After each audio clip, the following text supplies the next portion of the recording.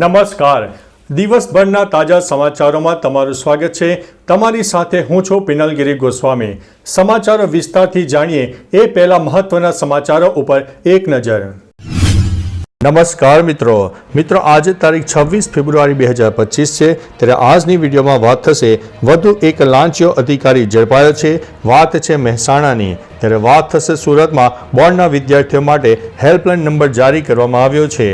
આગળ વાત થશે આણંદના ધર્મજ ગામમાં કમળાના કુલ 87 કેસ નોંધાયા છે. ત્યારે વાત થશે સ્ટડી કે વર્ક પરમિટ પર કેનેડા ગયેલા લોકો માટે આંચકા જેવા સમાચાર છે. ત્યારે વાત થશે દુપહિયાનું મજેદાર ટ્રેલર રિલીઝ કરવામાં આવ્યું છે. ત્યારે વાત થશે વહેલી સવારે ભૂકંપના જોરદાર આંચકા અનુભવાયા હતા.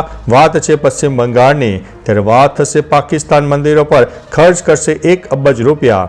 આગળ વાત થશે મેગા ડિમોલેશન શહેજાદ ખાન પઠાણનું નિવેદન સામે આવ્યું છે. વાત છે અમદાવાદ મહાનગરપાલિકાની. ત્યારે આગળ વાત થશે પાકિસ્તાનનું સપનું અત્યારે ચકનાચૂર થયેલું જોવા મળી રહ્યું છે. આગળ વાત થશે સિટી 2025માં જોરદાર મેચ રહેવાની છે. ત્યારે વાત થશે નકલી પાન અને આધાર કાર્ડથી વેપારીઓ સાથે મોટી છેતરપિંડી થઈ છે. વાત છે મુંબઈની. ત્યારે આગળ વાત થશે અહીં વીઆઈપી દર્શન ઉપર પ્રતિબંધ લગાવી દેવામાં આવ્યો છે. હવે મિત્રો સમાચારો વિસ્તારથી. મહાકુંભ પછી મહાશિવરાત્રી નિમિત્તે વારાણસીના કાશી વિશ્વનાથ મંદિરમાં ભારે ભીડ થવાની છે. જેને ધ્યાનમાં રાખીને 27 ફેબ્રુઆરી સુધી મંદિરમાં વીઆઈપી દર્શન ઉપર પ્રતિબંધ મુકાયો છે. અહીં 15 લાખથી વધુ શ્રદ્ધાળુઓ આવવાની અપેક્ષા છે. ભક્તો માટે ફક્ત ઝાંખીના દર્શનની વ્યવસ્થા રહેશે. મંદિરના ગર્ભગૃહમાં કોઈને પણ પ્રવેશવાની મંજૂરી નહીં મળે. ધામમાં વૃદ્ધો અને અપંગો માટે વ્હીલચેરની પણ વ્યવસ્થા કરાશે. મિત્રો અન્ય મહત્વના સમાચારની વાત કરીએ તો નકલી પાન અને આધાર કાર્ડથી વેપારીઓ સાથે મોટી છેતરપિંડી આચરવામાં આવી છે. મુંબઈ પોલીસ ક્રાઇમ બ્રાન્ચે એક મોટા રેકેટનો પર્દાફાશ કર્યો છે. જેમાં આરોપીઓએ નકલી આધાર કાર્ડ અને પાન કાર્ડનો ઉપયોગ કરીને 7.30 કરોડ રૂપિયાની પ્રીમિયમ કાર ખરીદી હતી. આરોપીઓએ પહેલા રાજ્ય બહાર સ્થિત વેપારીઓના જીએસટી નંબરનો ઉપયોગ કર્યો. આ પછી તેઓએ બનાવટી પાન કાર્ડ અને આધાર કાર્ડ મળ્યા અને તે વેપારીઓના સિબિલ સ્કોર પણ ચેક કર્યા હતા. મિત્રો અન્ય મહત્વના સમાચારની વાત કરીએ તો ચેમ્પિયન ટ્રોફીમાં ગઈકાલે સૌથી ખતરનાક મેચ થવા જઈ રહી હતી. ચેમ્પિયન ટ્રોફીના ઇતિહાસમાં પહેલીવાર ઓસ્ટ્રેલિયા અને સાઉથ આફ્રિકા એકબીજા સાથે ટકરાવવાનું આયોજન હતું. આ મેચ રાવલપિંડી સ્ટેડિયમ ખાતે બપોરે 2:30 વાગે શરૂ થઈ. બંને ટીમો આ ચેમ્પિયન ટ્રોફીમાં પોતાની પહેલી મેચ જીતીને આવી રહી છે. ઓસ્ટ્રેલિયાએ ઇંગ્લેન્ડને હરાવ્યો અને સાઉથ આફ્રિકાએ અફઘાનિસ્તાનને હરાવ્યો. ગઈકાલની મેચમાં વરસાદ ખલેલ પડે તેવી પણ આગાહી હતી અને વરસાદની શક્યતા 67% માનવામાં પણ આવી હતી. મિત્રો અન્ય મહત્વના સમાચારની વાત કરીએ તો પાકિસ્તાનનું સપનું ચકનાચૂર થયું છે.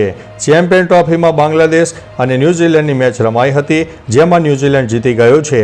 રાવલપિંડીમાં ન્યૂઝીલેન્ડે બાંગ્લાદેશને 5 વિકેટે હરાવ્યો. આ કારણે યજમાન પાકિસ્તાન ચેમ્પિયન ટ્રોફીમાંથી બહાર થઈ ગયું છે. પાકિસ્તાન ટુર્નામેન્ટની તેની પહેલી મેચ ન્યૂઝીલેન્ડ સામે હાર્યા પછી ભારત સામેની મેચ પણ હારી ગયો. આ ઉપરાંત પાકિસ્તાન અને બાંગ્લાદેશ ટુર્નામેન્ટમાંથી બહાર થઈ ગયું છે. મિત્રો અન્ય મહત્વના સમાચારની વાત કરીએ તો મેગા ડિમોલેશન શહેજાદ ખાન પઠાણનું મોટું નિવેદન સામે આવ્યું છે. અમદાવાદ મહાનગરપાલિકા દ્વારા ગોમતીપુર વિસ્તારમાં ગેરકાયદેસર 45 જેટલા રહેણાંક મકાનો, 115 કોમર્શિયલ દુકાનો, 10 ધાર્મિક બાંધકામોને દૂર કરવામાં આવ્યા હતા. ત્યારબાદ કોંગ્રેસના આગેવાનો અને વિપક્ષના નેતા શહેજાદ ખાન પઠાણે ગોમતીપુર વિસ્તારની મુલાકાત લીધી. શહેજાદ ખાન પઠાણે કહ્યું કે સત્તાધારી પક્ષ દ્વારા વોટની રાજનીતિ માટે ચોક્કસ વિસ્તારોને ટાર્ગેટ કરવામાં આવે છે.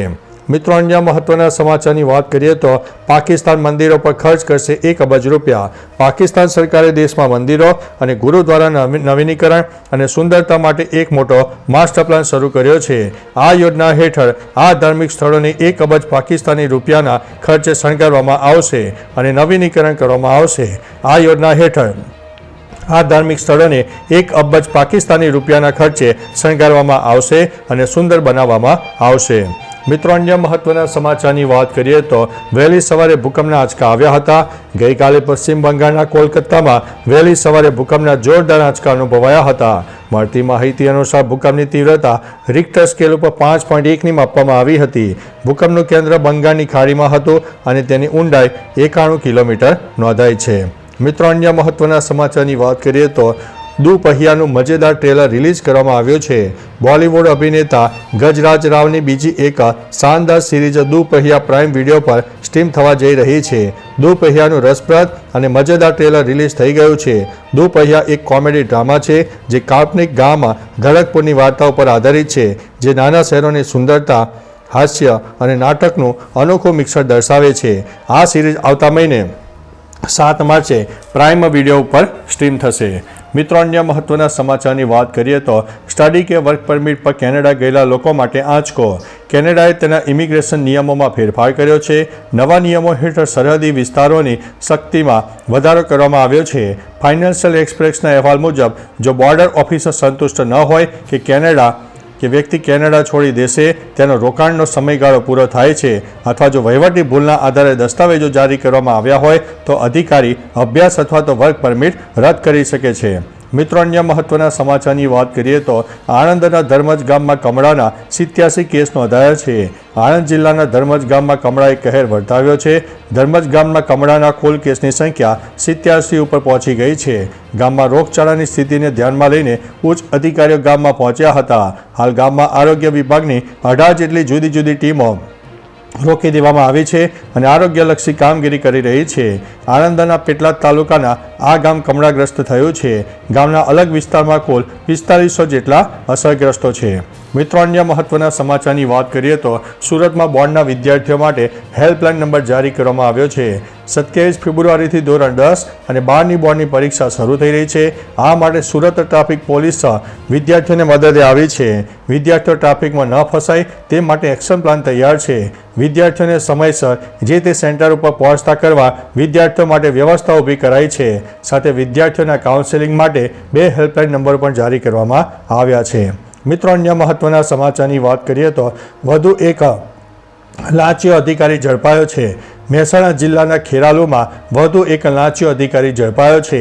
ખેરાલુ મામલતદાર કચેરીના પુરવઠા શાખાના નાયબ મામલતદાર ધર્મેન્દ્ર કુમાર કનૈયાલાલ મહેતાએ લાંચ લેતા પકડી પાડ્યા છે. નાયબ મામલતદારને 10,000ની લાંચ લેતા રંગે હાથે ઝડપી પાડવામાં આવ્યા હતા. એસીબીને મળેલી બાતમીના આધારે એક જાગૃત નાગરિકની મદદથી છટકું ગોઠવવામાં આવ્યું હતું. તો ચાલો મિત્રો, ફરીથી દેશ અને દુનિયાના સુપરફાસ્ટ સમાચાર લઈને મળતા રહીશો. ત્યાં સુધી અમને રજા આપશો. નમસ્તે.